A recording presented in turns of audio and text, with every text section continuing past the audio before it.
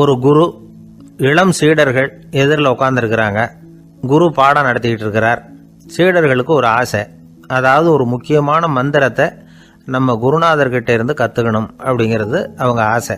அது என்ன மந்திரம்னா, இறந்தவரை உயிர்ப்பிக்கக்கூடிய புனித மந்திரம், அதாவது செத்தவங்களுக்கு மீண்டும் உயிர் உண்டாக்குகிற மந்திரம். குருவே, தயவு பண்ணி அந்த மந்திரத்தை எங்களுக்கு உபதேசிக்கணும் அப்படின்னு கேட்டாங்க. அது ரொம்ப ஆபத்தானது, அது என்னத்துக்கு உங்களுக்கு வேண்டாமேன்னாராம் குரு. எங்களுடைய நம்பிக்கை உறுதிப்படுறதுக்காகத்தான் கேட்குறோம், வேற ஒன்றும் இல்லை அப்படின்னாங்களாம் சீடர்கள். பக்குவப்படாத அறிவுங்கிறது ரொம்ப ஆபத்தானது அப்படின்னாராம் குரு. இது சீடர்களுக்கு புரியல. அது எப்படிங்க பக்குவப்படாத அறிவு ஆபத்தானதுன்னு சொல்றீங்க, அப்படின்னா என்ன அப்படின்னு கேட்டிருக்காங்க சீடர்கள். குரு அதுக்கு விளக்கம் கொடுத்தாராம். அந்த மந்திரத்தை எப்போ பயன்படுத்தணுங்கிறது முக்கியம். அதை அறியக்கூடிய ஞானம் ஏற்படுகிற வரைக்கும் அதை தெரிஞ்சுக்காம இருக்கிறது தான் நல்லது, இல்லைன்னா ஆபத்துன்னாராம். ஆனால் அந்த சீடர்கள் அதை கேட்குற மாதிரி இல்லை, ரொம்ப பிடிவாதம் பண்ண ஆரம்பிச்சுட்டாங்க. சரி வாங்க சொல்கிறேன்னார் குரு. எல்லாரும் வந்தாங்க. அந்த புனித மந்திரத்தை அவங்களுக்கு ரகசியமாக உபதேசம் பண்ணார். உபதேசம் பண்ணிவிட்டு அவங்களுக்கு எச்சரிக்கையும் கொடுத்தார். இந்த மந்திரத்தை நல்லா ஆராய்ச்சி பார்த்ததுக்கு அப்புறம் தான் உச்சரிக்கணும், அவசரப்பட்டு எதுவும் செஞ்சிடக்கூடாது அப்படின்னு ஒரு தடவைக்கு பல தடவை எச்சரிக்கை கொடுத்தார். சரின்னு சொல்லிவிட்டு அவங்கெல்லாம் மந்திரத்தை கற்றுக்கிட்டு எழுந்திரிச்சு போயிட்டாங்க. ஒரு நாள் அந்த சீடர்கள் எல்லாம் மணற்பாங்கான இடத்துல அப்படியே நடந்து போயிட்டு இருக்கிறாங்க. ஒரு பாலைவன பகுதி மாதிரி ஒரு இடம். அங்கே ஒரு இடத்துல எலும்புகள் குவியலாக கிடந்தது. உடனே இந்த சீடர்கள் முன்ன பின்ன யோசிக்காம, தியானமும் பண்ணாம, அந்த மந்திரத்தோட பயனை சோதிச்சு பார்க்கணும் அப்படின்னு நினச்சிக்கிட்டு அந்த மந்திரத்தை உச்சரிக்க ஆரம்பிச்சிட்டாங்க. அவ்வளவுதான். உடனே என்னாச்சு தெரியுமா, அந்த எலும்புகள் எல்லாம் ஓநாய்களாக மாறி அவங்கள துரத்த ஆரம்பிச்சுட்டுது. சீடர்கள் எல்லாம் தலைதெறிக்க ஓட ஆரம்பிச்சுட்டாங்க. ஓநாய்களும் விடலை, அவங்கள துரத்தி பிடிச்சி கடிச்சு கொதற ஆரம்பிச்சுட்டுது. அப்போதான் அந்த சீடர்களுக்கு குரு சொன்ன அறிவுரையோட அர்த்தம் புரிஞ்சுது. பக்குவப்படாத அறிவு ஆபத்தானது அப்படிங்கிறது. அதனால இதுலேருந்து நாம் தெரிஞ்சுக்க வேண்டியது என்னன்னா, நாம் நம்ம அறிவை வளர்த்துக்கிட்டா மட்டும் போதாது, அந்த அறிவை எப்போ எப்படி பயன்படுத்தணும் அப்படிங்கிற பக்குவமும் நமக்கு வரணும். அப்போ தான் வாழ்க்கை நல்லபடியாக அமையும், இல்லைன்னா இடைஞ்சல் தான். இந்த காலத்தில் சில சின்ன பிள்ளைங்களுக்கே அறிவு ரொம்ப பக்குவப்பட்டிருக்குங்கிறத உணர முடியுது.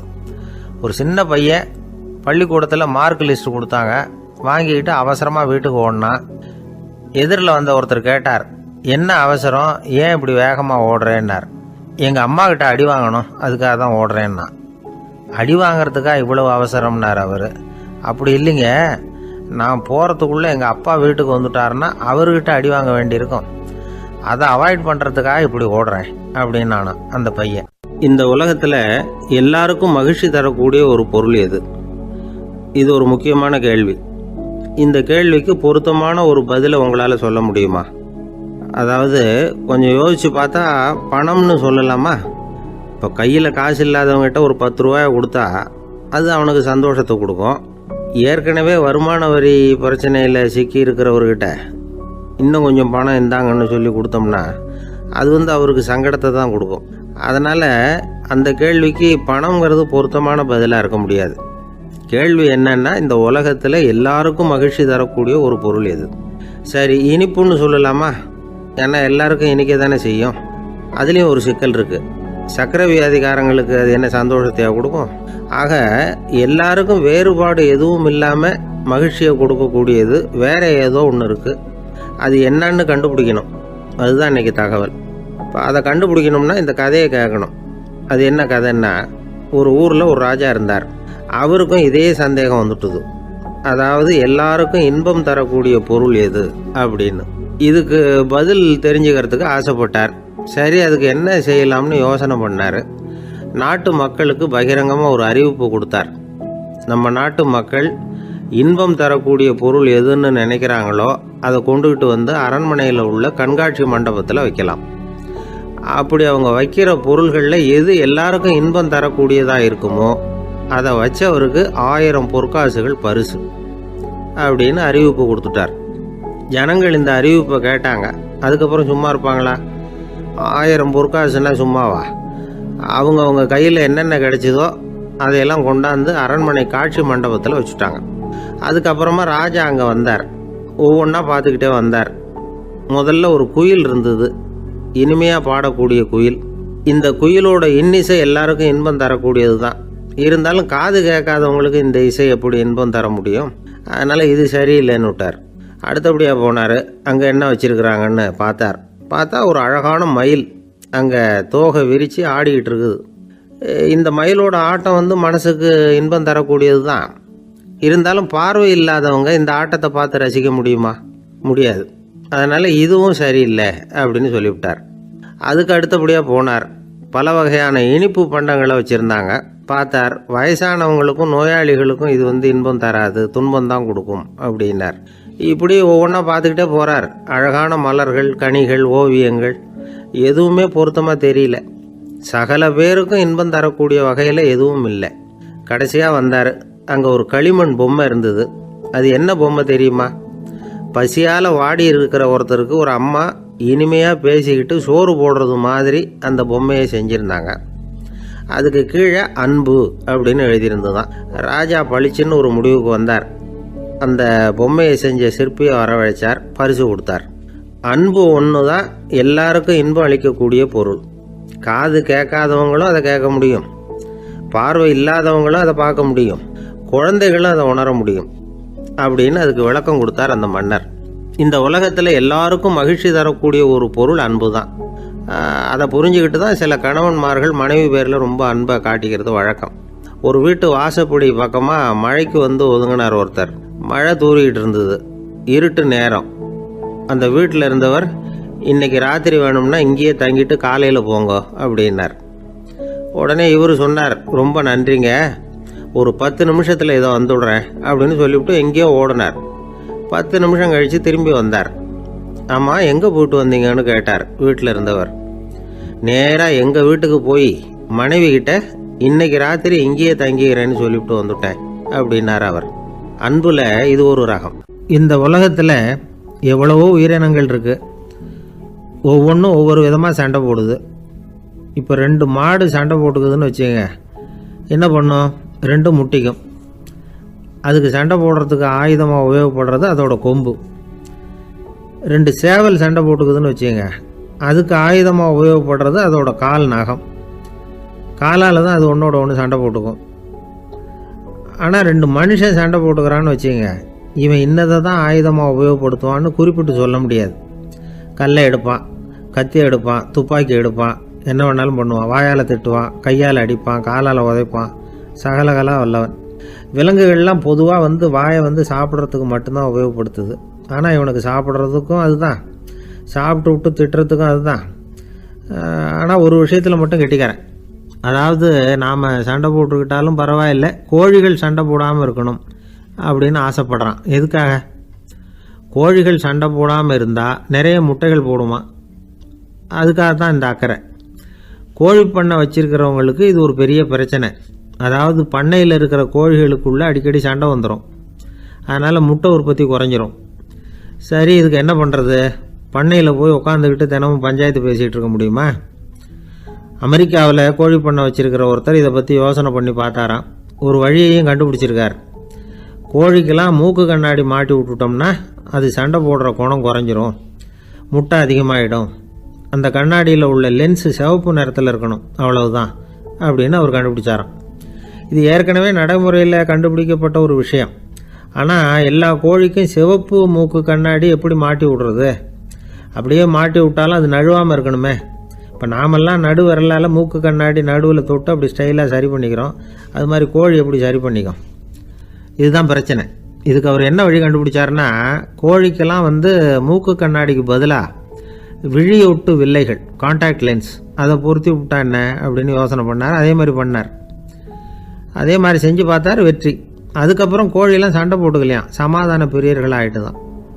கோழிகளுக்கு இயல்பாகவே சண்டை போடுற குணம் உண்டு. ஆனால் அதோட கண்ணுக்கு பார்க்குற பொருள்லாம் ரோஜா நிறத்துலையோ அல்லது இன்னும் சொல்ல போனால் அழுத்தமான சிவப்பு நிறத்துலையோ தெரிஞ்சதுன்னா சண்டை போடுற குணம் குறைஞ்சிருதான். அந்த சமயத்தில் அது அதிகமாகவும் முட்டையிட ஆரம்பிச்சுடுதான். அதே நேரத்தில் இறை எடுக்கிறத கூட குறைச்சிக்குதான். இது ஏன் இப்படி பண்ணுதுங்கிறது விஞ்ஞானிகளுக்கு இன்னமும் புரியலையா. எப்படியோ அமெரிக்க கோழிகள்லாம் கான்டாக்ட் லென்ஸ் பொருத்திக்க ஆரம்பித்தாச்சு. கோழி கழுத்தை பிடிச்சிக்கிட்டு ஒரு சில வினாடிகளில் அதை பொருத்தி போடுறாங்களாம். கோழியோட ஆயுள் பூரா அது அப்படியே இருக்குமா. பண்ணையில் முட்டை உற்பத்தி குறைஞ்சா இது மாதிரி விஞ்ஞானபூர்வமாக பரிகாரம் தேடுறது தான் நல்லது. நமக்கு வேண்டியப்பட்ட ஒருத்தர் அவர் ஒரு கோழி பண்ணை வச்சுருந்தார். அந்த பண்ணையில் பாதி கோழி திடீர்னு செத்து போச்சு. உடனே ஒரு கால்நடை மருத்துவர்கிட்ட போக வேண்டியது தானே. அங்கே போகல. உள்ளூரில் மந்திரம் பண்ணிகிட்டு இருந்த ஒரு சாமியார்கிட்ட போனார். அவர் காலில் விழுந்தார். சாமி, என் பண்ணையில் பாதி கோழி செத்து போட்டுதுன்னார். சாமியார் யோசனை பண்ணார். சரி, பண்ணையில் வாசப்படி கிழக்கு பக்கமாக வச்சுருக்கியா மேற்கு பக்கமாக வச்சுருக்கியான்னு கேட்டார். கிழக்கு பக்கமாக இருக்குன்னார் அவர். அதுதான் தப்பு, மேற்கு பக்கமாக அதை மாற்று சரியாக போடும்னாராம். அதே போல் இவர் போய் மாற்றிவிட்டார். அப்பவும் பாதி செத்து போச்சு. மறுபடியும் சொன்னார், சாமி மறுபடியும் பாதி கோழி செத்து போட்டுதேன்னார். சரி, கூரை எப்படி போட்டிருக்க, ஓடு போட்டிருக்கியா இல்லை கீத்து போட்டிருக்கியான்னார். ஓடு போட்டிருக்கேன்னாராம் அவர். அதுதான் தப்பு, அதை கீத்து போட்டுரும் சரியாக போடும்னாராம். சரின்னு போய் அதையும் மாற்றி பார்த்தார். மறுபடியும் போயிட்டுது, கோழி செத்து போச்சு. வந்தார். மறுபடியும் பாதி செத்து போச்சு சாமின்னு வந்தார். இவரும் யோசனையை மாற்றி மாற்றி சொல்லிகிட்டே இருக்கிறார். இப்படி அவரும் மாற்றி மாற்றி பார்த்தார். 6வது தடவையாக அவரை தேடிட்டு வந்தார். அந்த சமயத்தில் இவர் ரொம்ப தீவிரமாக யோசனை பண்ணி பார்த்துட்டு, அது சரிப்பா, நீயே என்கிட்ட சளைக்காமல் வந்துக்கிட்டு இருக்கிற, நானும் யோசனை சொல்லிகிட்டு இருக்கேன். இப்போவும் உங்ககிட்ட சொல்கிறதுக்கு என்கிட்ட யோசனை நிறையா இருக்குது. ஆனால் சோதிக்கிறதுக்கு உங்ககிட்ட கோழி இல்லையே, என்ன பண்ணுறது அப்படின்னாராம். இவர் போய்கிட்டு இருந்தார். அவர் தோளில் ஒரு பெரிய துணி மூட்டை, அதை சுமந்துக்கிட்டு கடத்தெருவை நோக்கி அவர் போய்கிட்டு இருக்கிறார். வழியில் அவரை சந்தித்தார் உமர். அவர் கேட்டார், கலீஃபா அவர்களே, எங்கே புறப்பட்டுட்டீங்க அப்படின்னு கேட்டார்.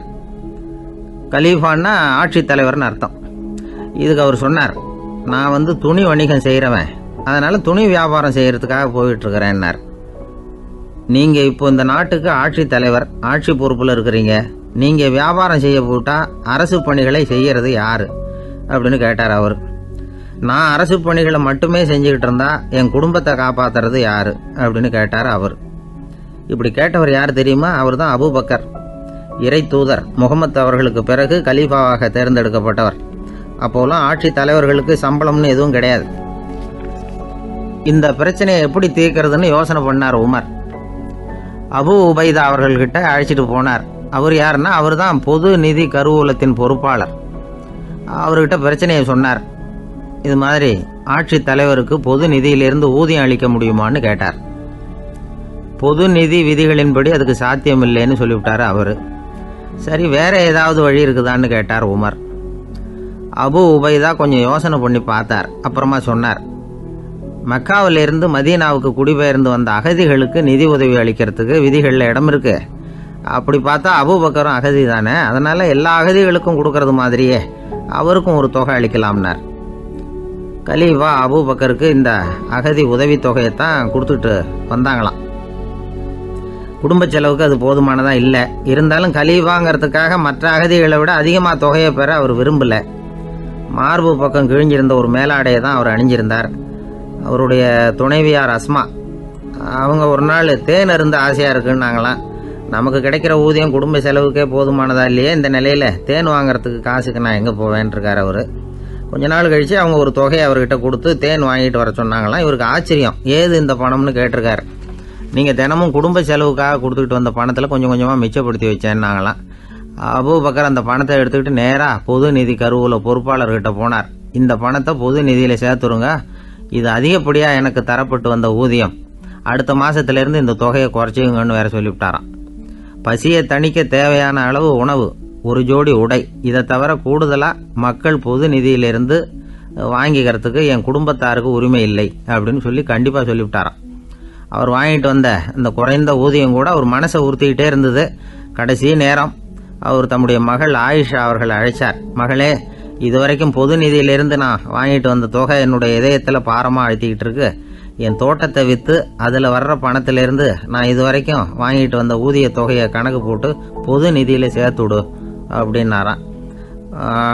பதவி ஏற்கிறதுக்கு முன்னாடி தன்கிட்ட இருந்ததை விட இப்போ கூடுதலாக என்ன சொத்து இருக்குன்னு பார்த்துருக்கார். ஒரு ஒட்டகம், ஒரு கோப்பை, ஒரு பணியாள்.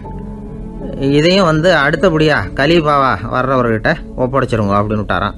அதே மாதிரி அடுத்து வந்த உமர்கிட்ட ஒப்படைச்சாங்க. அப்போ உமர் சொன்னாராம், அபூபக்கரே, இந்த முன்மாதிரியால் உங்களுக்கு பிறகு இந்த ஆட்சி பொறுப்பை ஏற்கிறவர்களை பெரும் நெருக்கடிக்கு ஆளாகி விட்டீங்க அப்படின்னு சொல்லி ரொம்ப கண் கலங்கினாராம். கடைசியாக அபூபக்கர் தன்னுடைய குடும்பத்தாருக்கு விட்டு சென்ற சொத்து ஒரு படுக்கை விரிப்பு, ஒரு போர்வை, அவ்வளவுதான். இது சிந்திக்க வேண்டிய ஒரு செய்தி. ஒரு ஊரில் ஒரு மன்னர் இருந்தாராம். அமைச்சர் அவர்கிட்ட சொன்னாராம், மன்னா, நம்ம ராஜ்யத்தில் இனிமே லஞ்ச ஊழலே இருக்காதுன்னாராம். ஆஹா, அப்படின்னா ஊழல் பேர் வழிகளையெல்லாம் நாடு கடத்தியாச்சா அப்படின்னு கேட்டிருக்காரு மன்னர். இதுக்கு அவர், அப்படி இல்லைங்க, இனிமே கொடுக்கறதுக்கு ஜனங்கள்கிட்ட பணமே இல்லை அப்படின்னாராம். ஒரு நண்பர் இருக்கார். எப்போ பார்த்தாலும் கையில் ஒரு புத்தகம் இருக்கும். புத்தகம் இல்லாமல் எங்கேயும் புறப்பட மாட்டார். எதுக்காக இப்படி எடுத்துகிட்டு போகிறீங்க அப்படின்னு கேட்டால், எனக்கு இது ஒரு நல்ல நண்பன் மாதிரி. இந்த காலத்தில் எங்கே போனாலும் காத்திருக்க வேண்டியிருக்கு. அது மாதிரி சமயத்தில் நான் நண்பன் கூட பேசிக்கிட்டு இருப்பேன் அப்படிம்பாரான். ஒருத்தர் ஒரு பெரிய அரச பதவியில் இருந்தார். அவர் பதவியிலேருந்து இறங்க வேண்டிய சூழ்நிலை. அரசு கொடுத்துருந்த வீட்டை விட்டுட்டு வெளியில் வர்றார். வரும்பொழுது 2 கையிலையும் 2 பெட்டியை எடுத்துகிட்டு வந்தாராம். சார், உங்களுடைய உடைமைகள் அப்படின்னு கேட்குறாங்க அங்கே இருந்த ஊழியர்கள். இவர் தன்னுடைய கையில் இருக்கிற பெட்டியை காட்டி, இதுதான் என்னுடைய சொத்து அப்படின்னாராம். ஒரு பெட்டியில் அவருடைய உடைகள், இன்னொரு பெட்டியில் அவர் விரும்பி படிக்கிற புத்தகங்கள், அவ்வளவுதான். இதுதான் இருந்துதான். புத்தகம் படிக்கிறது மனசுக்கு நல்லதுங்கிறது நமக்கு தெரியும். புத்தக வாசிப்பு உடம்புக்கும் நல்லதுங்கிறாங்க. அது நமக்கு ஆச்சரியமாக தான் இருக்குது. ஒரு நபர் ஒரு வருஷத்தில் சராசரியாக 2000 பக்கங்களை படிச்சிருக்கணுமா, யுனெஸ்கோ பரிந்துரை. ஆனால் நம்ம நாட்டில் நாம் சராசரியாக படிக்கிறது 32 பக்கங்கள், அவ்வளவுதான்.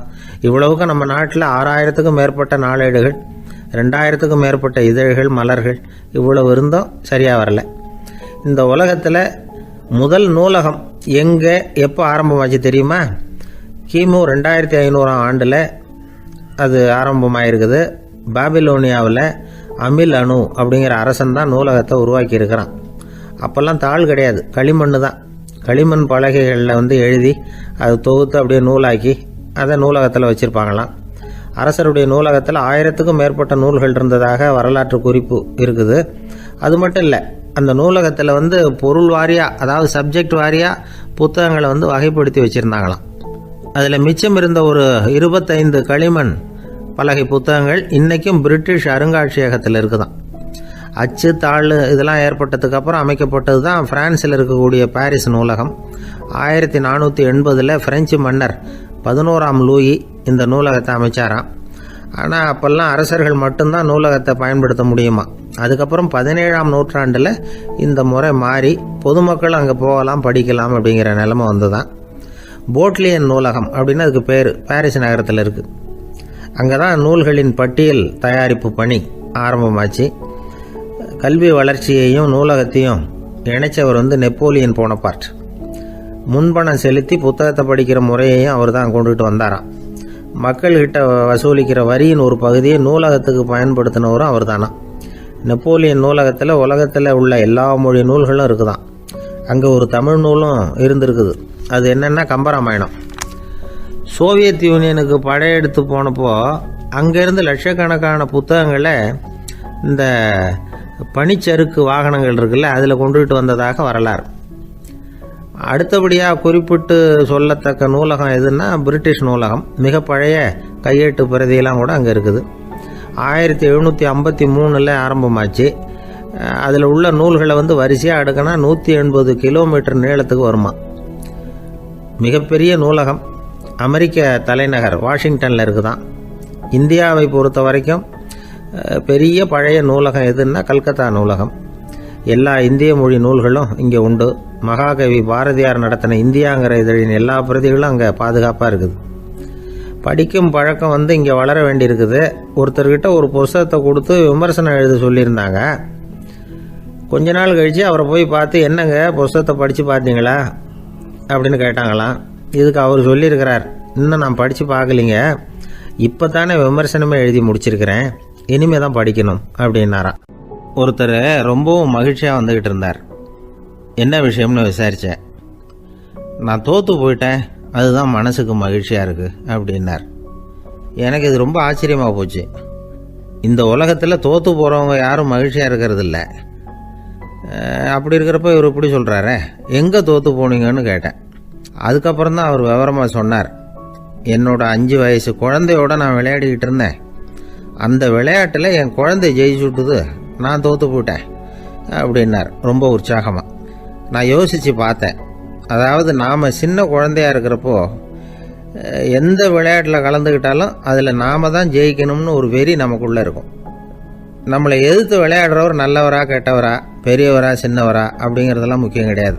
அவர் தோற்று போகணும், நாம் ஜெயிக்கணும், அதுதான் முக்கியம். எதிரியை சந்தோஷப்படுத்த விளையாடுகிற கலை அப்போ நமக்கு தெரியறதில்ல. வாழ்க்கையில் ஒரு பக்குவம் வந்ததுக்கு அப்புறம் வெற்றி பெறணுங்கிற மன அழுத்தம் போயிடுது. போட்டியில் ஜெயிக்கணுங்கிறத விட குழந்தையை சந்தோஷப்படுத்தணுங்கிறது முக்கியமாக போச்சு. ஜெயிக்கணுங்கிற வெறி ஓடி போட்டுது. ஒரு குழந்தையாக இருந்தப்போ நம்ம வளர்ச்சிக்கு உதவிய வெறி பெரியவனானதுக்கு பிறகு நமக்கு எதிரியாக மாறுது.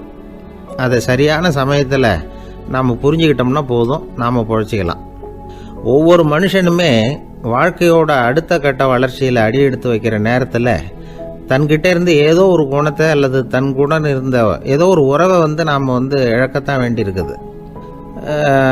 ஒரு கட்டம் வரைக்கும் உதவியாக இருந்த குணம் அடுத்த கட்டத்துக்கு தடையாக கூட மாறிடலாம். இந்த பரிமாண மாற்றத்துக்கு உள்ளாகிற ஒவ்வொருத்தரும் பிரத்யட்சமாக இதை உணர்றாங்க. ஆனால் பல பேர் எப்படின்னா பழசை திறந்துவிட்டு புதிய கொள்கைகளை உருவாக்கிக்கிறதுக்கு இஷ்டம் இல்லாமல் இருந்துடுறாங்க, அல்லது அப்படி செய்ய முடியாமல் தவிக்கிறாங்க. இதையெல்லாம் மீறி அந்த பழசை திறந்துட்டா அதை இழந்ததால் உண்டாகிற மன அழுத்தம் சில காலத்துக்கு வருத்திக்கிட்டு தான் இருக்கும், வேறு வழி இல்லை. ஆரோக்கியமான ஒரு முன்னேற்றத்துக்காக அந்த மன அழுத்தத்தை தாங்கிக்கத்தான் வேணும் அப்படிங்கிறாரு அந்த உலக புகழ்பெற்ற மேதை ஒருத்தர், இந்த ஸ்காட் பெக் அப்படிங்கிறவர். பிறந்த நாள் முதல் இதுதான் சரி அப்படின்னு கற்பிக்கப்பட்டு வந்த ஒவ்வொரு தத்துவத்தையும் தங்களுடைய வளர்ச்சிக்கு தகுந்த மாதிரி மாற்றி அர்த்தப்படுத்தி கொள்ள முடியாமல் வாழ்க்கை சூழல்ல அப்படியே அரைப்பட்டு தூளாகிறவர்கள் தான் ரொம்ப தவிக்கிறாங்களாம். இதுதான் அவருடைய கருத்து. பெரும்பாலும் மனிதர்களுடைய நடுத்தர வயசில், அதாவது 30 தாண்டுகிற சமயத்தில் தான் இந்த தவிப்பு உண்டாகுதான். இதை தான் மேற்கத்திய நாடுகளில் அடிக்கடி மிட் லைஃப் கிரைசிஸ் அப்படின்னு சொல்கிறாங்க. அப்பப்போ பழசையெல்லாம் தொலைச்சி விட்டு புதுசாக பிறக்கிறதுக்கு கற்றுக்கணும். ஒவ்வொரு நிமிஷத்தையும் அந்த நிமிஷத்துக்கு ஏற்ற சித்தாந்தம் கொண்டவர்களாக சந்திப்போம் அப்படிங்கிறார் அந்த உளவியல் நிபுணர். இப்படி பழகிக்கிட்டால் வாழ்க்கை இன்பமயம், இல்லைன்னா தவிப்பு மயம்தான். பழசை தொலைக்க முடியாதவர்களில் எத்தனையோ பேர் உண்டு, எத்தனையோ ரகம் உண்டு. அதில் வேடிக்கையான நண்பர்களும் உண்டு. ஒருத்தர் நண்பர் வீட்டுக்கு போனார். அவர் ஏதோ இனிப்பு பலகாரம் கொடுத்து சாப்பிட சொல்லியிருக்கிறாங்க அவங்க வீட்டில். இவர் சாப்பிட்டு பார்த்துட்டு சொன்னாராம், சார் 6 மாதத்துக்கு முன்னாடி ஒரு தடவை இங்கே வந்தேன், அப்போது ஒரு இனிப்பு பலகாரம் கொடுத்தீங்க, அது இதை விட நல்லா இருந்தது சார் அப்படின்னாராம். அப்போ செஞ்ச அதே இனிப்பு பலகாரம் தான் சார் இதுவும் அப்படின்னாராம் அவர். ஐயா, என்னுடைய நூல் வெளியீட்டு விழாவுக்கு அவசியம் நீங்கள் வரணும் அப்படின்னு கூப்பிட்டார் ஒருத்தர். எப்போ வரணும்னு கேட்டேன். அடுத்த வாரம்னார். சரி, புத்தகம் தயாராகிட்டுதா அப்படின்னு. நாளைக்கு தான் அச்சிக்க கொடுக்க போகிறேன்னார். என்னங்க இது, புத்தகம் அச்சிடுறதுக்கு முன்னாடியே அழைப்புதழை அச்சடிச்சு விட்டீங்களே அப்படின்னு கேட்டேன். அதனால் என்னங்க, அந்த காலம் மாதிரி அப்போல்லாம் அச்சுக்கலை எவ்வளவோ முன்னேறியாச்சுங்க. Linotype, monotype, phototype, laser, இப்படி என்னென்னமோ வந்தாச்சு. இன்னைக்கு கொடுத்தா நாளைக்கே புத்தகம் தயார் அப்படின்னார். இப்படி இந்த அளவுக்கு முன்னேறி இருக்கிற இந்த அச்சுக்கலை ஆரம்பத்தில் எப்படி இருந்தது தெரியுமா? அந்த காலத்தில் காகிதம்னா என்னன்னே தெரியாது. அப்படி ஒன்று கண்டுபிடிக்கப்படவே இல்லை. அப்போல்லாம் எதையாவது ஒன்று எழுதணும்னா அதுக்கு ஆட்டு தோலை தான் பயன்படுத்தி இருக்கிறாங்க. கண்ணுக்குட்டி தோல் கூட அதுக்கு உபயோகப்பட்டு தான். ஐரோப்பாவில் இருந்த பாதிரியார்கள் தோலில் எழுதப்பட்ட புத்தகத்தை தயாரிக்கிறதுல ரொம்ப கெட்டிக்காரங்களாம். எகிப்து, அப்புறம் மத்திய தரைக்கடல் ஓரத்தில் உள்ள நாடுகள், இங்கெல்லாம் தோல் தான் எழுது பொருளாக பயன்பட்டு வந்திருக்குது. ஆனால் நம்ம நாட்டில் ஓலைச்சுவடிகளை எழுத்துக்கு பயன்படுத்தி இருக்கிறாங்க. எழுதுறதுக்கு தோலை பயன்படுத்தினவங்க பிறகு பேப்பரைஸ் அப்படிங்கிற கோரை புல்லை அதுக்கு பயன்படுத்தினாங்களாம். இதெல்லாம் அப்படி கொஞ்சம் கொஞ்சமாக கண்டுபிடிச்சிட்டு வந்திருக்கிறாங்க. அந்த புல்லை கச்சிதமாக நறுக்க வேண்டியது, நல்லா பதப்படுத்த வேண்டியது, அதுக்கப்புறம் அதில் எழுத வேண்டியது, அவ்வளவுதான். பேப்பருங்கிற சொல்லே இந்த பேப்பைரஸ் அப்படிங்கிறதுலேருந்து வந்தது தான். அதுக்கப்புறம் தான் காகிதம் வந்தது. இதை முதல்ல சீன நாட்டில் தான் கண்டுபிடிச்சாங்க. அது வந்த பிறகு அச்சு எந்திரம் கண்டுபிடிக்க வேண்டிய அவசியம் ஏற்பட்டது. அதை கண்டுபிடிச்சவர் ஜெர்மானிய அறிவியல் அறிஞர் ஜான் கூட்டன்பர்க். அச்சு கலைக்கு அடித்தளம் அமைச்சவர் அவர் தான். ஜெர்மனியில் மெயின்ஸ் அப்படிங்கிற ஊரில் 1399 பிறந்தார். அவரோட மாமன் ஒருத்தர் உலோக வேலையில் வல்லவர். அவர்கிட்ட அந்த வேலையை கற்றுக்கிட்டார். அதோட வைர கற்களை வந்து பட்டை தீட்டுறதுலையும் ரொம்ப தேர்ச்சி பெற்றிருந்தார். இளம் வயசுலேயே சும்மா இருக்க மாட்டாராம். எதை செஞ்சாலும் அதை திறமையாக செய்வாராம். அவர் தான் முதல்ல மர அச்சு எழுத்துக்களை உருவாக்கினார். அது மேலே மை தடவி பிரதிகள் எடுத்தார். அதுக்கப்புறம் உலோக எழுத்துக்கள், முதல்ல காரியம், அப்புறம் இரும்பு, அப்புறம் கலப்பு உலோகம், பிறகு அச்சடிக்கிறதுக்கு எந்திரம் ஒன்றையும் உருவாக்கினார். முதல்ல பைபிள் அச்சடித்தார். 1468 அவர் இறந்து போனார். 16ஆம் நூற்றாண்டில் மேலை நாடுகளிலிருந்து மர எழுத்துக்களை கொண்டுகிட்டு வந்து தமிழ்நாட்டில் கிறிஸ்துவ நூல்களை அச்சிட்டாங்க. அப்போல்லாம் வந்து அச்சகங்கள் வந்து போதிய அளவுக்கு இங்கே இல்லை. அதுக்கு என்ன காரணம்னா, இந்தியர்கள் வந்து அச்சகங்களை நடத்தக்கூடாது அப்படின்னு சட்டம். 1835 வரைக்கும் அந்த சட்டம் வந்து நடைமுறையில் இருந்தது. இந்த நிலைமையில் அங்கேயும் இங்கேயுமா 1-2 அச்சகங்கள் ஆரம்பமாச்சு. 1713 தரங்கம்பாடியில் லூத்தரன் மிஷன் அச்சகம், அதே ஆண்டில் சென்னையில் எஸ்பிசிகே அச்சகம். இது ரெண்டும் தான் இந்தியாவில் முதல்ல தொடங்கப்பட்ட அச்சகங்கள். ஆட்டுத்தோல்லையும் ஓலைச்சுவடியிலையும் எழுதப்பட்ட எழுத்துக்கள் இன்னைக்கு எங்கேயோ போயிட்டுது. ஆனால் நம்ம ஊரில் எழுத்தாளர்கள் நிலைமை தான் ஒன்றும் சொல்லிக்கிறது மாதிரி இல்லை. நம்ம ஆள் ஒருத்தர் சொன்னார், சார், நான் சொந்தத்தில் ஒரு அச்சாபீஸ் வச்சுருந்தேன், இப்போவும் வச்சுருக்கிறேன். அதனால் என்னுடைய படைப்புகளை புத்தகமாக வெளியிடுறதுல எனக்கு ஒன்றும் கஷ்டம் இல்லை. வருஷத்துக்கு ஒரு புத்தகம் எழுதி வெளியிட்டுருவேன். 15 வருஷமாக இலக்கிய உலகத்துக்கு இப்படி சேவை செஞ்சுக்கிட்டு வர்றேன். ஆனால் இந்த வருஷம்தான் வாசகர்கள் வந்து எனக்கு பாராட்டு விழா நடத்தி இருக்கிறாங்க அப்படின்னார். இந்த வருஷம் அப்படி என்ன விசேஷம் அப்படின்னு கேட்டோம். இந்த வருஷம்தான் நான் எந்த புத்தகம் எழுதி வெளியிடாமல் இருந்தேன், அதுக்காகத்தான் எனக்கு இந்த பாராட்டு விழா அப்படின்னார். ஊருக்கு வெளியில் அமைதியான ஒரு இடம், அங்கே ஒரு ஆசிரமம், அங்கே ஒரு சாமியார். அவர் தினமும் நல்ல போதனைகள்லாம் செய்வார். பல பேர் போய் அங்கேயே சில நாள் தங்கி இருந்து அவர் சொல்கிற அறிவுரைகளை எல்லாம் கேட்டுக்கிட்டு வர்றது வழக்கம். ஒரு தடவை அவரை பார்த்துட்டு போகிறதுக்காக 3 வெளியூர் தம்பதிகள் வந்தாங்களாம். அந்த மடத்திலேயே சாப்பிட்டுக்கிட்டு தங்கி இருந்து அவங்களுடைய போதனைகளை கேட்டுக்கிட்டு போகணுங்கிறது அவங்க நோக்கம். காலையில் குளிச்சுட்டு பூஜையில் உட்காந்தார் அந்த சுவாமி. இவங்களும் குளிச்சுட்டு அந்த பூஜையை பார்க்கறதுக்காக அவர் முன்னாடி வந்து உட்காந்தாங்க. பூஜை ஆரம்பமாச்சு. சம்பிரதாயப்படி அது ரொம்ப நேரம் நடந்துக்கிட்டே இருக்குது. இவங்களுக்கு நல்ல பசி இருந்தாலும் இந்த நேரத்தில் அதை எப்படி வெளியில் காட்டிக்கிறது? பேசாமல் இருந்தாங்க. அந்த சுவாமி பூஜையை முடித்தார். அதுக்கப்புறம் பேச ஆரம்பித்தார். பேச்சு அருமையாக தான் இருந்தது, அமிர்தமாக தான் இருந்தது. இருந்தாலும் இவங்களுக்கு இருக்கிற வயிற்று பசி அது சரியாக கவனிக்க விடலை. அந்த சுவாமியே இதை கவனிச்சதா தெரியல. இவங்களுக்கு மனசுக்குள்ள ஒரு எண்ணம், உள்ளே சாப்பாடு தயாராகிட்டு இருக்கும் போல இருக்கு, இந்த பேச்சு முடிஞ்சது நம்மளை உள்ளே அழைச்சிட்டு போய் சாப்பாடு போடுவாங்கன்னு நினைக்கிறோம் அப்படின்னு இவங்களாம் நினச்சிக்கிட்டாங்க. ஆனால் சுவாமி இதை பற்றி எதுவுமே பேசலை, கண்டுக்கலை. ஒரு அம்மாவால் அதுக்கு மேலே சும்மா இருக்க முடியுமா? முடியல. சாப்பாட்டை கவனிக்கலாமா அப்படின்னு சொல்லி மெதுவாக ஆரம்பித்தாங்க. ஓ, கவனிக்கலாமே அப்படின்னு உள்ளே அழைச்சிட்டு போனார் சுவாமி. இவங்க ரொம்ப அவசரமாக எழுந்திருச்சு உள்ளே ஓடினாங்க. அங்கே ஒரு மேஜை மேலே ஒரு கிண்ணம் மூடி இருந்தது. ஓ, இதுதான் சாப்பாட்டு மேஜை போல இருக்கு, இங்கே சாப்பாடு வந்துடும் அப்படின்னு நினச்சாங்க. உடனே போய் சுற்றி உக்காந்துக்கிட்டாங்க. சுவாமி அந்த கிண்ணத்தை எடுத்து அந்த அம்மா கிட்ட கொடுத்தார். அவங்க அதை வாங்கி மூடியை திறந்து பார்க்குறாங்க. உள்ளே ஒரு சாவி இருக்குது. ஓ, சரிதான், இது சமையலறை சாவி போல இருக்கு, அங்கே போய் அதை திறந்து சாப்பாட்டை நாமே எடுத்துக்கிட்டு வந்து இங்கே வச்சுக்கிட்டு சாப்பிடணும் போல இருக்கு அப்படின்னு நினச்சாங்க. சாவி இருக்கு இல்லையா, வாங்க பூட்டு நிறையா காட்டுறேன் அப்படின்னு சுவாமி அவங்கள அழைச்சிட்டு போனார், காட்டினார். இவங்க அந்த அறையை ரொம்ப ஆவலோடு திறந்தாங்க. உள்ளே பார்த்தா அங்கே அரிசி, பருப்பு, விதவிதமான காய்கறி எல்லாம் இருக்குது. சமையலுக்கு வேண்டிய மிளகாய், எண்ணெய், பால், தயிர், நெய் இப்படி எல்லாமே இருக்குது. அடுப்பு, விறகு, நெருப்பு போட்டி அது கூட அங்கே இருக்குது. சாப்பாடு தயாராக இருக்கும்னு நினச்சிக்கிட்டு போனால் இப்படி இருக்குதே அப்படின்னு சொல்லி அதை பார்த்ததும் ரொம்ப சோர்ந்து போட்டாங்க அவங்க. சுவாமி, என்ன இது சாப்பாடு இல்லையா அப்படின்னாங்க. அதுதான் சாப்பாட்டுக்கு வேண்டிய எல்லாம் இங்கே இருக்குதே, அடுப்பு மூட்டி நீங்கள் தான் அவங்கவுங்க ருசிக்கு தகுந்த மாதிரி சமைச்சிக்கணும். இந்த சன்னியாசிக்கு எப்படி சமைக்க தெரியும் அப்படின்னு கேட்டார் சுவாமி. சாப்பாடு தயாராக இருக்கும்னு நாங்கள் எதிர்பார்த்தோம் அப்படின்னாங்க. நீங்கள் இப்படி சொல்லுவீங்கன்னு நானும் எதிர்பார்த்தேன். இது வரைக்கும் நான் எவ்வளவோ தத்துவம்லாம் எடுத்து சொன்னேன். எல்லாத்தையும் விட இதுதான் அனுபவபூர்வமான தத்துவம். ஆண்டவன் வந்து நமக்கு நல்ல மனசை கொடுத்துருக்குறான், நல்ல வாய்ப்புகளையும் தந்திருக்கிறான், அதையெல்லாம் பயன்படுத்திக்கக்கூடிய மூளையையும் சிந்தனையையும் கொடுத்துருக்குறான். அதனால் அடுப்பை தான் நீங்கள் மூட்டணும், அடுப்பை வந்து நீங்கள் தான் மூட்டணும், உங்களுக்கு உகந்ததை நீங்கள் தான் சமைச்சு ருசித்து அனுபவிக்கணும்.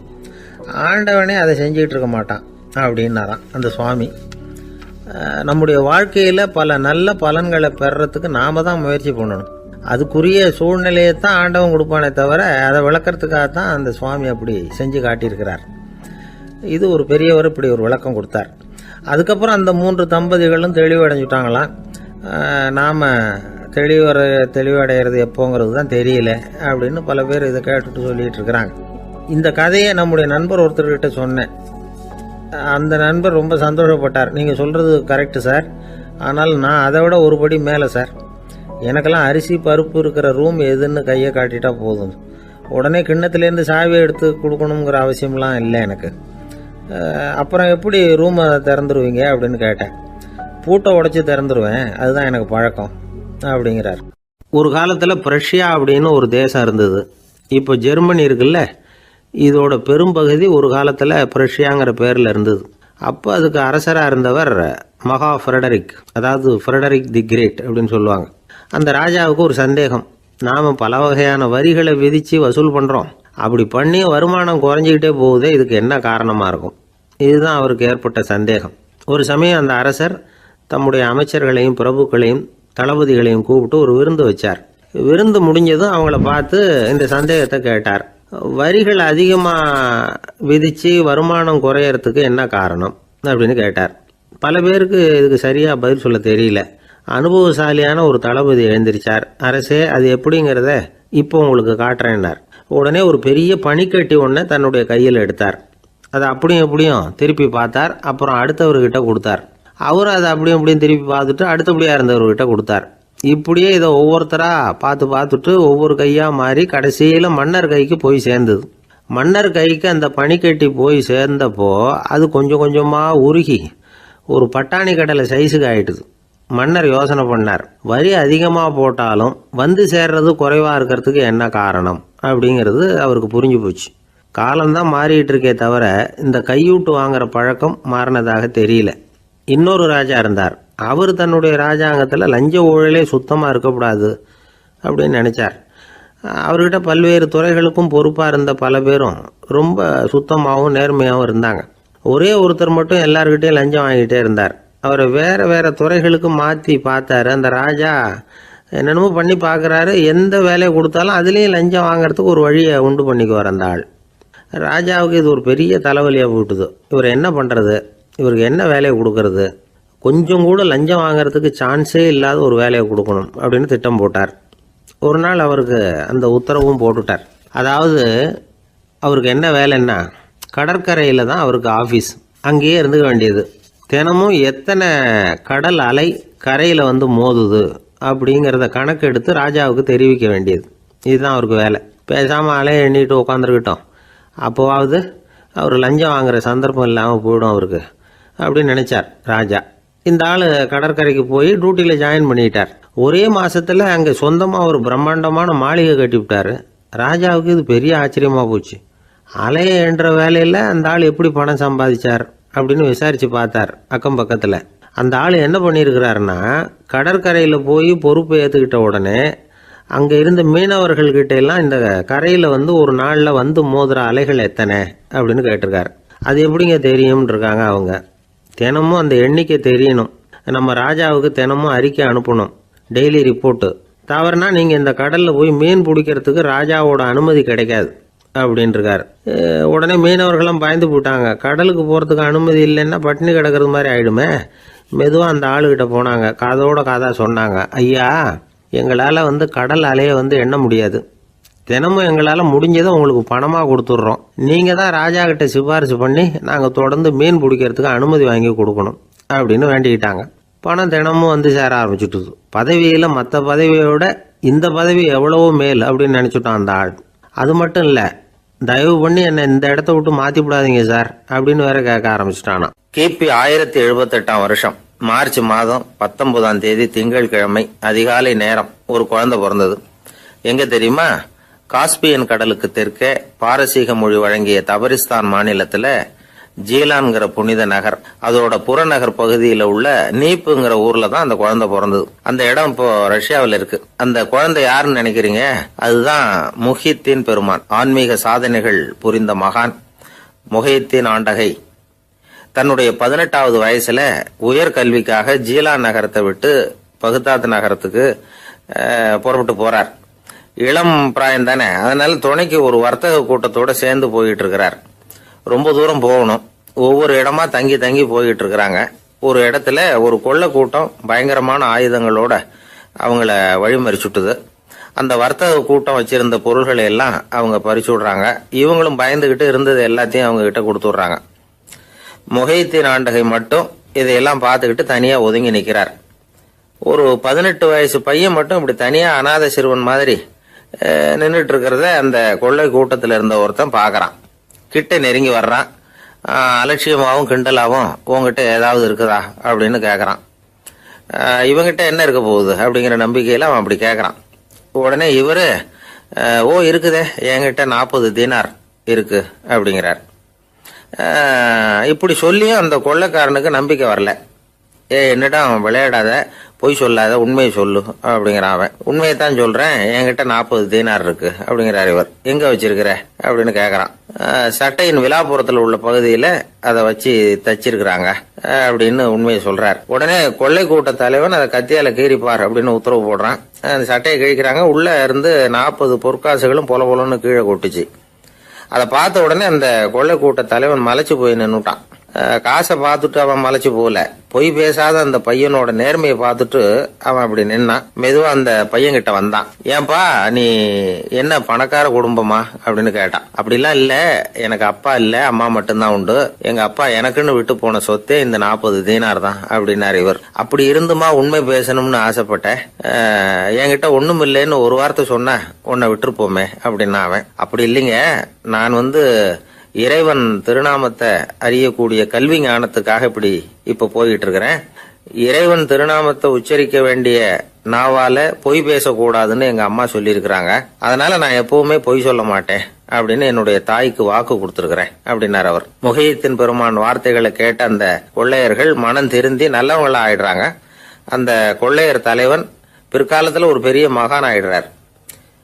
பெரியவர்கள் வாழ்க்கையில நடக்கிற இது மாதிரி சம்பவங்கள் தான் நாம நல்ல விதமா வாழறதுக்கு துணையா இருக்கும். அந்த காலத்துல கொள்ளையர்களே பெரியவங்க செயலை பார்த்து மனம் திருந்தி இருக்கிறாங்க. இந்த காலத்துல யார் இப்படி இருக்கிறா? இந்த காலத்துல மகான் ஒருத்தரை பார்த்தேன், எனக்கு வேண்டியப்பட்ட மகான். ஏங்க, நீங்களும் மகான் ஆகிறதுக்கு முன்னாடி கொள்ளை அடிச்சுட்டு இருந்தீங்களா அப்படின்னு கேட்டேன். அவர் மெதுவா கண்ணை திறந்து என்ன நிமிந்து பார்த்தார். அப்படி இல்லப்பா, நான் கொள்ளை அடிக்கிறதுக்காகத்தான் மகானாவே ஆகி இருக்கிறேன் அப்படின்னு சொல்லிவிட்டு மறுபடியும் கண்ணை மூடிட்டார். 21ஆம் வருஷம் செப்டம்பர் மாசம் 22ஆம் தேதி மதுரை மேலமாசி வீதியில உள்ள ஒரு வீடு. அங்க அன்னைக்கு நடந்த ஒரு அற்புத நிகழ்ச்சி பின்னாடி உலக மக்களை எல்லாம் ஆச்சரியப்பட வச்சுது. இந்திய வரலாற்றிலேயே அது ஒரு முக்கியமான நிகழ்ச்சி. உலக மக்கள் கவனமெல்லாம் காந்திஜியின் பக்கம் திரும்புறதுக்கு காரணமா இருந்த நிகழ்ச்சி அது. கதர் துணி பிரச்சாரத்துக்காக காந்திஜி மதுரைக்கு வந்திருந்தார். சென்னை துணி வணிகர் சங்கத்தின் துணைத் தலைவர் ஒருத்தர் இருந்தார், ராம்ஜி கல்யாண் சேட்ஜி. அவருடைய வீடு மதுரை மேலமாசி வீதியில் இருந்தது. அந்த வீட்டில் தான் காந்திஜி தங்கியிருந்தார். அப்போது வயலுக்கு போகிற உழவர்கள்லாம் சின்ன சின்ன துண்டை இடுப்பில் கட்டிக்கிட்டு கலப்பையை தூக்கிக்கிட்டு தெருவில் நடந்து போகிறத கவனிச்சார். ஏற்கனவே சேலத்துக்கு தெற்க பல பகுதிகளில் ஆண்களும் பெண்களும் அறகுறை ஆடைகளோட உழைச்சிக்கிட்டு இருக்கிறத கண்ணால் கண்டிருக்கிறார் அவர். இந்தியரின் சராசரி உடை இவ்வளவு தான் அப்படிங்கிறத புரிஞ்சுக்கிட்டார். மனசை என்னவோ பண்ணியிருக்குது. ராத்திரி பூரா அதை பற்றியே யோசனை. 22/9/21 வியாழக்கிழமை காலையில் காந்திஜி எழுந்திருக்கிறார்.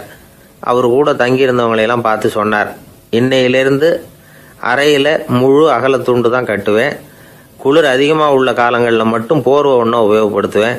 மற்றபடி மேலங்கியோ குல்லாவோ எதுவும் போட்டுக்க மாட்டேன். தற்காலிகமாக இந்த ஏற்பாட்டை 1 மாதத்துக்கு ஏற்றுக்குவேன்.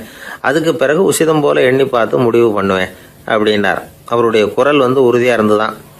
உடனே செயலில் இறங்கினார். தம்முடைய 10 முழ வேட்டி, மேலங்கி, உள் சட்டை, குல்லா எல்லாத்தையும் களைஞ்சார். வேட்டியிலிருந்து ஒரு 4 முழ துணியை எடுத்துக்கிட்டார். இதுக்கு உதவி செஞ்சவர் அன்னைக்கு விருதுநகரில் பிரபல தொண்டராக இருந்த பழனிக்குமார பிள்ளை. வெட்டி எடுத்த துண்டை நீள வாக்கில் ரெட்டையாக மடித்தார். அதை இடுப்பில் துண்டு மாதிரி கட்டிக்கிட்டார். தலையில் சின்ன உச்சி குடுமி, அறையில் சின்ன துண்டு. அண்ணல் காந்தி ஆண்டி கோலத்தில் காட்சி அளிக்கிறார். கூட இருந்தவங்கள பார்த்து காரைக்குடிக்கு புறப்படலாமே அப்படின்னார். அவர் நண்பர்களும் சீடர்களும் திகைச்சு போய் நிற்கிறாங்க. இந்த விரதம் நிரந்தரமாக ஆயிடுமோங்கிற பயம் அவங்களுக்கு. எப்படியோ இந்த விவரம் ராஜாஜிக்கும் அன்னைக்கு பிரபலமாக விளங்கின தேசபக்தர் டாக்டர் TSS ராஜனுக்கும் எட்டுச்சு. உடனே 2 பேரும் ஓடி வந்தாங்க. வேண்டாமே இந்த கோலம் அப்படின்னாங்க. காந்திஜி தன்னுடைய முடிவில் உறுதியாக இருந்தார். ராஜாஜி என்னென்னமோ வாதமெல்லாம் பண்ணி பார்த்தார். உங்களுடைய வாதத்துக்கு என்னால் பதில் சொல்ல முடியல, இருந்தாலும் நான் செய்கிறது தான் சரிங்கிறதுல எனக்கு சந்தேகம் இல்லை.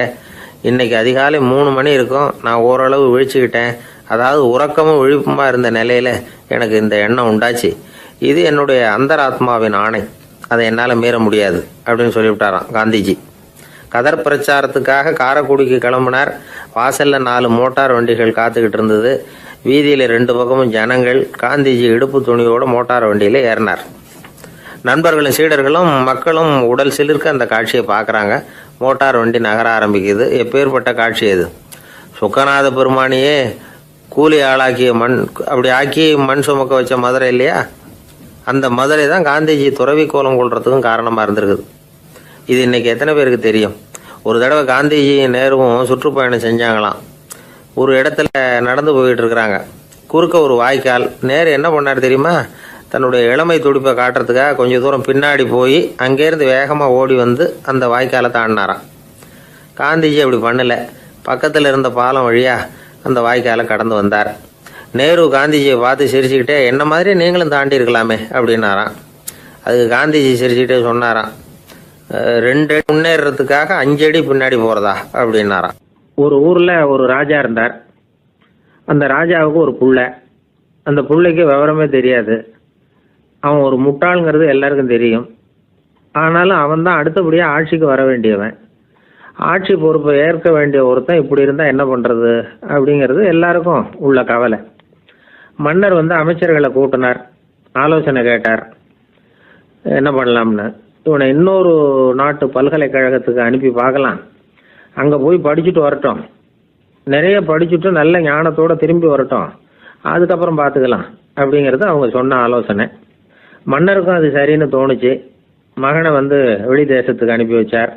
இவனும் போனான். ஒரு பல்கலைக்கழகத்தில் சேர்ந்தான். நிறைய படித்தான். அதுக்கப்புறம் தந்தைக்கு ஒரு கடிதம் எழுதினான். தந்தையே, நான் நிறைய படிச்சுட்டேன், இனிமேல் நாடு திரும்பலாம்னு நினைக்கிறேன் அப்படின்னு எழுதினான். மன்னருக்கு ரொம்ப மகிழ்ச்சி. அதாவது புள்ள படிச்சுட்டான் அப்படிங்கிற ஆனந்தம். உடனே பையன் திரும்பி வர்றதுக்கு ஏற்பாடு பண்ணார். இளவரசன் நாடு திரும்பினான். அதை கொண்டாடுறதுக்காக அரண்மனையில் ஒரு பெரிய விருந்துக்கு ஏற்பாடு பண்ணியிருந்தாங்க. முக்கியமானவங்கள்லாம் அதில் கலந்துக்கிட்டாங்க. அந்த விருந்துக்கு முனிவர் ஒருத்தரும் வந்திருந்தார். அவர் இளவரசன் கிட்ட போய் உட்காந்து விசாரிக்கிறார். என்னப்பா, எப்படி படிச்சிருக்கிற அப்படின்னு கேட்டார். நிறைய படிச்சுட்டு வந்திருக்கிறேங்க அப்படின்னா அவன். என்னெல்லாம் படித்த அப்படின்னாரான். எல்லாத்தையும் விவரமாக சொல்லியிருக்கிறான். அவன் அப்படி சொல்லிட்டு இருக்கும் பொழுதே முனிவர் என்ன பண்ணார், தன்னுடைய மோதிரத்தை கழட்டி உள்ளங்கையில் வச்சு அப்படியே மூடிக்கிட்டாரான். அப்படியே கையை நீட்டி அவன் முன்னாடி காட்டினார். இந்த பாருப்பா, என் கைக்குள்ள என்ன இருக்கு சொல்லு பார்க்கலாம் அப்படின்னாரான். இளவரசன் ஒரு கணம் யோசிச்சான். அதுக்கப்புறம் உங்க கைக்குள்ள இருக்கிறது வட்டமான ஒரு பொருள், நடுவில் ஒரு துளை இருக்கும் அப்படின்னு. முனிவர் தகைச்சு போட்டார். பையன் பெரிய அறிவாளி ஆயிட்டான் போல இருக்க அப்படின்னு நினைச்சுட்டார். அதுக்கப்புறம் கேட்டார், சரி, என் கையில் இருக்கிறது வட்டமான பொருள், நடுவில் துளை இருக்குங்கிறத சொல்லிவிட்டேன், அதோட பேர் என்ன, அதை சொல்லு அப்படின்னாராம். இளவரசன் கொஞ்சம் யோசனை பண்ணியிருக்கான். அப்புறம் சொன்னானா, முனிவரே, நான் படித்த விஞ்ஞானம் உங்களுக்கு பதில் சொல்றதுக்கு உதவல, இருந்தாலும் பதில் சொல்றேன், அது ஒரு வண்டி சக்கரம் அப்படின்னானா. இப்பதான் முனிவர் யோசிச்சாராம். அவருக்கு புரிஞ்சுதான். அதாவது முட்டாளை படிக்க வைக்கலாம், ஆனால் சிந்திக்க வைக்க முடியாது அப்படிங்கிறத அவர் புரிஞ்சுக்கிட்டாராம். தகவல் அறிவு ஞானமாகாது அப்படிங்கிறார் ஓஷோ. ஏன்னா தகவல்கள் மாறுதலை ஏற்படுத்துறது இல்லை, ஆனால் ஞானம்ங்கிறது மாறுதலால் உண்டாகக்கூடிய ஒன்று. அதுதான் ரெண்டுக்கும் உள்ள வித்தியாசம். மனம் சரியான வழிக்கு வரணும், அதுக்கப்புறம் படிக்கிற கல்வி தான் உண்மையான கல்வி.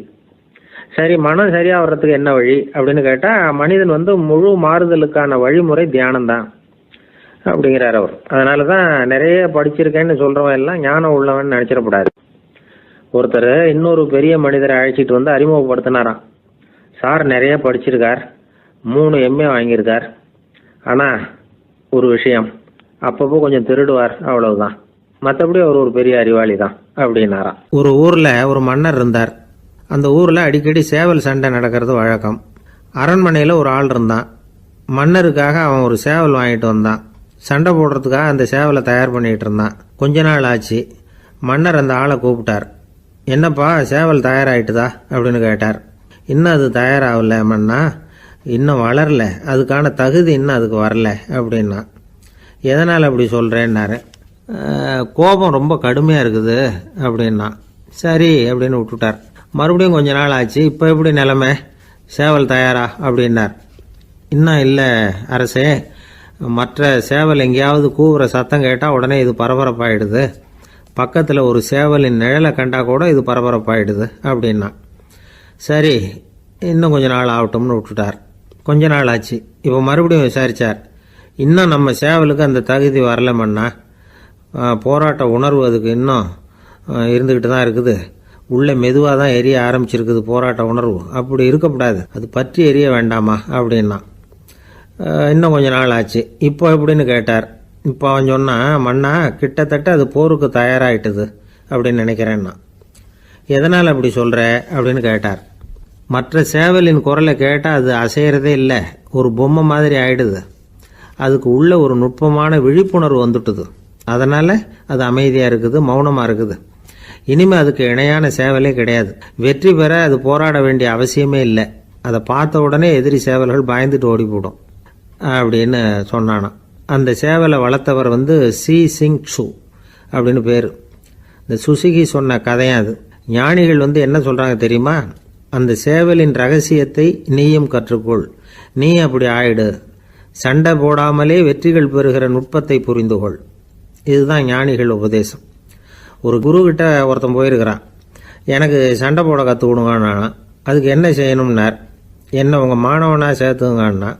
சரி இப்போ உன்னுடைய பலம் என்னன்னு கேட்டிருக்கார். இப்போ நான் தனி ஆளாக இருந்து ஒரு 100 பேரை சமாளிப்பேன் நானா.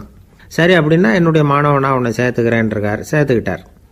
6 மாதம் பயிற்சி கொடுத்தார். அதுக்கப்புறம் இவனை கூப்பிட்டு கேட்டார், இப்போ உன்னுடைய திறமை எவ்வளவுன்னு. இப்போ நான் தனி ஆளாக இருந்து ஒரு 50 பேரை சமாளிப்பேன் நானா. இன்னும் உனக்கு பயிற்சி தேவைன்னாராம். தொடர்ந்து சில நுட்பங்களை எல்லாம் சொல்லி கொடுத்துருக்கிறார். 1 வருஷம் ஆச்சு. எல்லாத்தையும் கற்றுக் கொடுத்துட்டார். அப்புறம் கூப்பிட்டு கேட்டார், இப்போ உன்னுடைய திறமை எப்படிப்பா, எதிரிகள் எத்தனை பேரை உன்னால் சமாளிக்க முடியும்னாராம். அவன் சொன்னான், ஐயா எதிரிகளின் பலம் என்னங்கிறத புரிஞ்சிக்காம அதை நான் சொல்ல முடியாதுன்னு நானும். இனிமேல் உனக்கு பயிற்சி தேவையில்லை, போயிட்டு வான்னு அனுப்பி வச்சுட்டாரான். ஒரு உண்மையை நாம் புரிஞ்சுக்கணும். அதாவது அடிக்கிறதுக்கு நமக்கு துணிச்சல் தேவையில்லை, அடிக்காமல் இருக்கிறதுக்கு தான் துணிச்சல் தேவை. அடித்தா திருப்பி அடிக்கிறவன் மன உறுதி உள்ளவன் இல்லை, அடித்தா திருப்பி அடிக்காமல் இருக்கிறான் பாருங்க, அவன் தான் மன உறுதி உள்ளவன். ஒருத்தன் தலை திரிக்க வேகமாக ஓடிக்கிட்டு இருந்தான். நான் எங்கடா ஓடுற அப்படின்னா, எதுக்க வந்தவன், ஒரு சண்டையை நிறுத்தத்தான் இப்படி ஓடுறேன் அப்படின்ட்டுருக்கான். யாருக்கும் சண்டை, எனக்கும் இன்னொரு ஆளுக்கும் சண்டை அப்படின்னு நான். அவன் எது ரொம்பவும் கஷ்டமான காரியம் அப்படின்னு கேட்டார் ஒருத்தர். ஒருத்தருக்கு ஒருத்தர் சண்டை போடாமல் இருக்கிறது தான் ரொம்ப கஷ்டமான காரியம் அப்படின்னு தோணுது. ஒரு நாட்டுக்கும் இன்னொரு நாட்டுக்கும் சண்டை, நாட்டுக்குள்ளேயே ஒரு குரூப்புக்கும் இன்னொரு குரூப்புக்கும் சண்டை. ஏன் சண்டை போட்டுக்கிறீங்கன்னு கேட்டு பாருங்கள். நாங்கள் சமாதானத்துக்காக தான் சண்டை போட்டுக்கிறோம் அப்படிம்பாங்க. வாழறதுக்காக பிறந்த மனுஷன் லட்சியத்துக்காக உயிரை விட தயார் அப்படின்னு சொல்லிகிட்டு இருப்பான். அப்படி உயிரை விடுறவங்கள நாமளும் பாராட்டுவோம். ஆனால் ஒன்றும் இல்லாத விஷயங்களுக்கெல்லாம் சண்டை போடுறவங்களெல்லாம், அப்படிப்பட்டவங்களையும் சரி உயிரை விடுறவங்களையும் சரி என்னென்னு சொல்கிறது, யுத்தங்களாலேயும் சண்டைகளாலேயும் நாம் அடையிறது என்னங்கிறது ஒரு பக்கம் இருக்கட்டும், இழக்கிறது என்ன தெரியுமா, ஏராளமான உயிர்கள். ரத்தம் சிந்துறதுக்கு நான் தயார் அப்படின்னு மார்தட்டி சொல்லலாம். ஆனால் ரத்தம் சிந்தினா உயிர் காத்துக்கிட்டு இருக்க தயார் இல்லை. அதாவது உயிர் நமக்காக காத்துக்கிட்டு இருக்க தயார் இல்லை. இழக்கிற ரத்தத்தை ஈடுகட்டினா தான் உயிரை காப்பாற்ற முடியும். அதனால் இது சம்மந்தமாக ஆராய்ச்சி செய்கிற கட்டாயம் ஏற்பட்டு போச்சு. அதோட விளைவாக புதுசாக ஒன்றை கண்டுபிடிச்சிருக்கிறாங்க. அதுதான் செயற்கை ரத்த பொடி. இப்போ இந்த திடீர் சாம்பார் பொடி, திடீர் ரசப்பொடி, திடீர் காப்பி பொடி இப்படிலாம் சொல்கிறோம்ல, அது மாதிரி இது திடீர் ரத்த பொடி. இஸ்ரேல் ஒரு சின்ன நாடு, மக்கள் தொகை குறைச்சல், அதோட போர்கள் வேறு. அதனால் காயம்பட்டவங்களை காப்பாற்றியே தீர வேண்டிய கட்டாயம். காப்பாற்றணும்னா ரத்த இழப்பை தடுக்கணும். அப்படின்னா உடனடியாக புது ரத்தம் செலுத்தி ஆகணும். திடீர்னு ரத்தம் வேணும்னா எங்கே போகிறது? அதுவும் கிடைக்கிற ரத்தம் சேர்கிற குரூப்பாக இருக்கணும். ஒரு வேடிக்கை பார்த்தீங்களா, நான் வேறு குரூப்பு நீ வேறு குரூப்புன்னு இவன் சண்டை போடுறான்.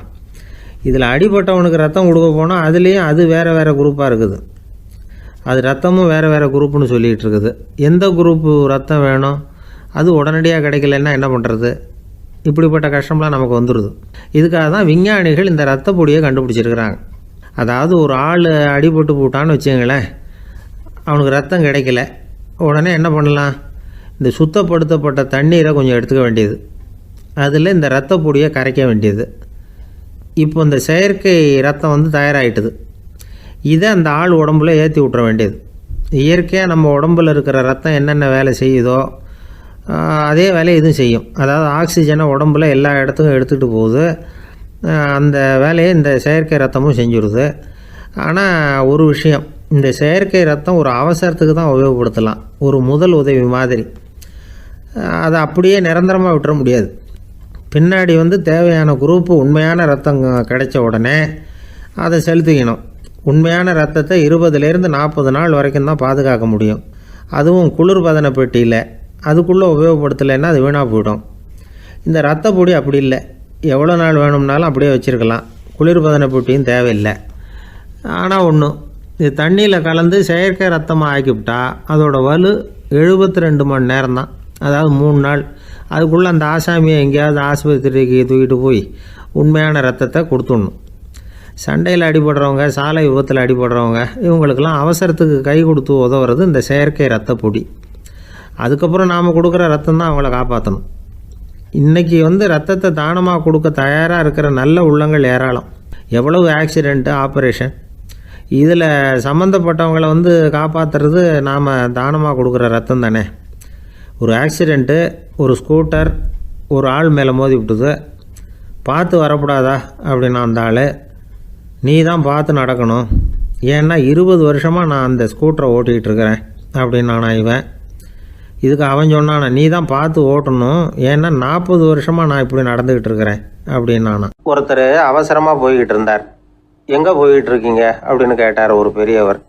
கடைக்கு போகிறேன் சார், சாமான் வாங்கிறதுக்கு அப்படின்னார். அங்கே போகிறதுக்கு முன்னாடி தெரிஞ்சிக்க வேண்டியதெல்லாம் தெரிஞ்சுக்கிட்டீங்களா அப்படின்னு கேட்டார் பெரியவர்.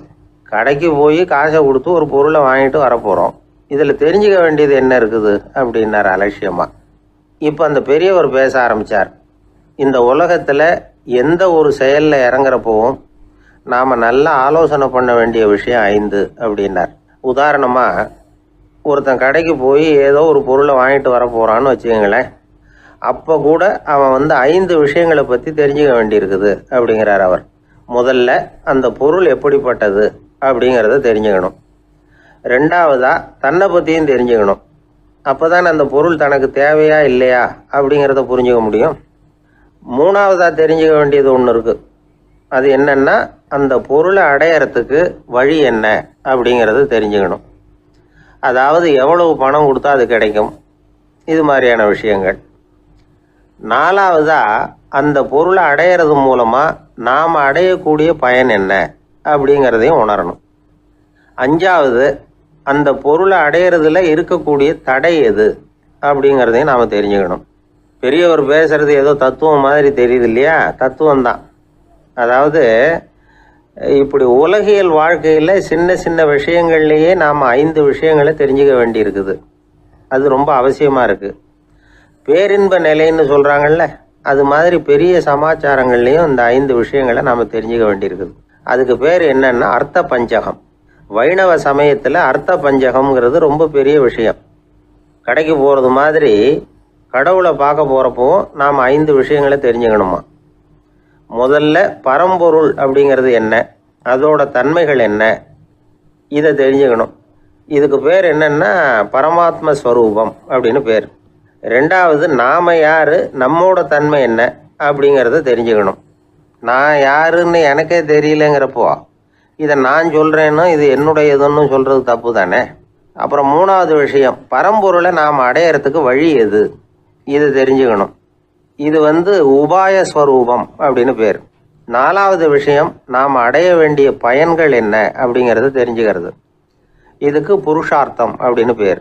5வது, அந்த பயனை வந்து அடைய விடாமல் தடுக்கிற தடைகள் யாவை அப்படிங்கிறத தெரிஞ்சுக்கிறது. இது வந்து விரோதி ஸ்வரூபம். இதைத்தான் தடையியல் அப்படின்னு சொல்கிறாங்க. அதாவது பரமாத்மாவை பற்றிய அறிவு, ஜீவாத்மாவை பற்றிய அறிவு, உபாயம் பற்றிய அறிவு, புருஷார்த்தம் பற்றிய அறிவு, இந்த 4 அறிவுக்கும் எதிரடையா, அதாவது அதையெல்லாம் தப்பாக புரிஞ்சுக்கிறதால உண்டாகக்கூடிய அறிவு விரோதி சொரூபம். என்ன இது தகவலில் ஏதாவது கதை சொல்லுவீங்கன்னு பார்த்தா ஏதோ தத்துவம் பேசிகிட்டு இருக்கிறீங்களே அப்படின்னு நினைக்கலாம். இதுவும் தெரிஞ்சுக்க வேண்டிய ஒரு பெரிய விஷயந்தான். காதில் போட்டு வச்சா எப்போவாவது உபயோகப்படும். என்னுடைய நண்பர் ஒருத்தர் ஒரு நாள் என்கிட்ட சொன்னார், சார் அடுத்த மாதம் தஞ்சாவூரில் ஒரு கல்யாணம், போகிறதா வேண்டாமா அப்படின்னு ஒரே குழப்பமாக இருக்குது அப்படின்னார். நான் உடனே இந்த அர்த்த பஞ்சக உபதேசம் பண்ண ஆரம்பித்தேன். அவர் எல்லாத்தையும் பொறுமையாக கேட்டுவிட்டு, சரி சார் நான் போகிறதுன்னு முடிவு பண்ணிவிட்டேன்னார். எப்படி இந்த முடிவுக்கு வந்தீங்க அப்படின்னு கேட்டேன். அவர் சொன்னார், சார் அந்த 2வது பாயிண்ட் ஒன்று சொன்னீங்களே, அதை புரிஞ்சுக்கிட்டதுக்கு அப்புறம்தான் இந்த முடிவுக்கு வந்தேன் அப்படின்னார். என்ன 2வது பாயிண்ட்டுன்னு? அதாவது தன்னை பற்றி புரிஞ்சுக்கணும் அப்படின்னு சொன்னீங்க. உடனே என்னை பற்றி புரிஞ்சுக்கிட்டேன், நான் யாருங்கிறது எனக்கு தெரிஞ்சுது, உடனே போகிறது தான் நல்லதுன்னு